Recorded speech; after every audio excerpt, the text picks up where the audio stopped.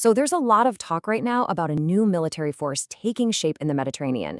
Three major players, a whole lot of tension. But is this a move towards stability, or is it just pouring fuel on the fire? We're going to get into it. Hey everyone, and welcome to the Global War Watch Network. Before we get started, if you want to keep up with the latest on global defense and security, do us a favor and hit that subscribe button. It really helps us out and you won't miss a thing. I mean, wow, that's the kind of headline that really gets your attention, right? It's sending ripples across the Eastern Mediterranean. So let's unpack this. What is actually being proposed here? And more importantly, is this for real? All right, let's get into the details of this new Mediterranean force. The proposal on the table is for a trilateral military unit, a joint rapid response force with Israel, Greece, and Cyprus working together. So what would that even look like on the ground? So the big number being thrown around is 2,500. That's the total number of troops for this new rapid response force. And, for a unit that's supposed to be fast-moving and react to crises on a dime, that is a pretty significant force. But what's really interesting is how they get to that number. It's not just a random figure. The breakdown is pretty telling. You've got Israel and Greece, the two bigger military powers here, each putting in 1,000 troops. And then you have Cyprus contributing 500. That's a really crucial piece because it basically anchors the whole operation right there on the island. And listen, this is way more than just boots on the ground. We're talking about some serious military muscle. The proposed assets include an Air Force squadron from both Israel and Greece. Then look at the naval power. Greece is bringing a frigate and a submarine, and Israel's bringing a corvette and a submarine. I mean, that's a potent mix. This thing is designed to be a true multi-domain force. And where would this force operate from? Well, that's where it gets really strategic.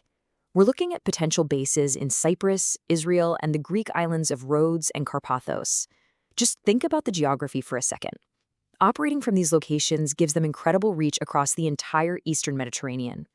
So, you've got to ask, why is all this happening right now? This isn't just some idea that popped up out of nowhere. No way. It's really the next logical step in an alliance that's been taking shape for years. It's all about shared interests and, let's be frank, a shared view of who the potential threats are in the region. The key term that keeps coming up, especially in Israeli reports, is strategic depth. And what does that mean? It's basically the idea that by working together, these three countries can create a security buffer that they just couldn't have on their own. It's all about coordination, especially with all the tensions right now over maritime claims and those huge undersea energy resources. And you can actually see this alliance getting stronger in real time. This isn't just theory. For example, just this month, Greece gave the green light to buy a whole bunch of rocket systems from Israel, a huge deal. This comes right after their 10th summit together in Jerusalem. Plus, Greece is in the middle of this massive multi-billion euro military upgrade program. So yeah, the groundwork for this kind of deep cooperation, it's definitely being laid. Okay, so we've laid out all the exciting, dramatic details from the reports. But now we have to take a step back and separate the reports from reality. It's time to ask the big question. How much of this is media speculation, and what are officials actually saying on the record? So, is this force a done deal? I mean, that's what everyone wants to know, right? With all these detailed plans floating around, you'd think it's just a matter of signing on the dotted line. Well, here's the official word. The defense minister of Cyprus, Vasilis Pamis, came out and said no such issue existed in official talks. Pretty blunt, right? He's saying that this whole idea, this rapid response force, wasn't even on the official agenda. So what's going on here? This is the really crucial part to understand. We're probably not looking at a signed and sealed operational agreement. It's more likely in a phase of, let's call it exploratory planning. It's a form of strategic signaling, floating the idea out there to send a message, to show intent, without having to commit to anything just yet. Of course, whether it's a real plan or just a signal, you can bet that this news landed with a thud in Ankara. Turkey and the Turkish Cypriots have definitely noticed, and their reaction is a huge piece of this puzzle. And their response was strong. The Prime Minister of the Turkish Republic of Northern Cyprus, Ünal Üstel, called it a dangerous escalation and a threat to regional peace. So there's no ambiguity there. They see this proposal as a direct provocation. So where does all this leave us? It feels like we're caught between two stories, right? On one hand, you've got these detailed reports of a new military force. On the other, a flat-out denial. So to get a clearer picture, let's look at what's just a concept versus what's actually a concrete reality. This really helps break it down.